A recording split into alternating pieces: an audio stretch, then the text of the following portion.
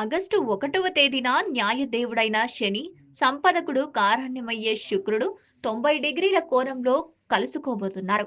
దీనివల్ల ఎంతో శక్తివంతమైన కేంద్ర రాజయోగం ఏర్పడుతోంది.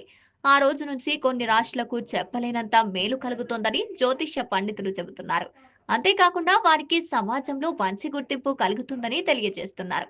అత్యంత కీలక గ్రహాలైన శని, శుక్రుడి వల్ల ఏర్పడుతున్న కేంద్ర రాజయోగాల వల్ల ఏ రాశులకు ఏ విధంగా లాభం కలుగుతుందనే విషయాన్ని ఇప్పుడు తెలుసుకుందాం.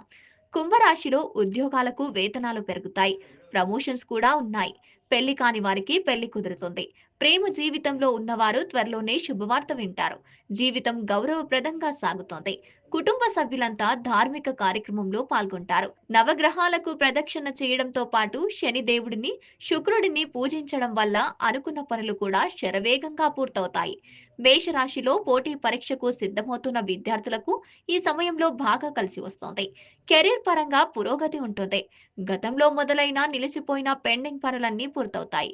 ఎంత కష్టపడినా అంత ప్రతిఫలం ఉంటుంది. బాగా కష్టపడే తత్వం ఈ రాశుల వారికి ఉంటుంది. పెద్దల ఆరోగ్యం పట్ల ఆందోళన అవసరం లేదు. ఆర్థిక ప్రయోజనాలు ఎక్కువగా ఉన్నాయి. వచ్చిన డబ్బును పెట్టుబడుల వైపు మళ్లిస్తారు. మిథున రాశిలో ఆస్తులు కొనుగోలు చేస్తారు. కొత్త వాహనాన్ని కొంటారు. పెద్ద పెద్ద నిర్ణయాలు తీసుకునే సమయంలో పెద్దల సలహా తీసుకోవాలి. దీనివల్ల మంచి లాభాలు కలుగుతాయి. న్యాయ సంబంధిత కేసులో తీర్పులు వీరికి అనుకూలంగా వస్తాయి. ఇప్పటి వరకు కుటుంబంలో వెలకొన్న వివాదాలు పూర్తిగా తొలగిపోయి పూర్వీకుల నుంచి ఆస్తి కలిసి వస్తుంది.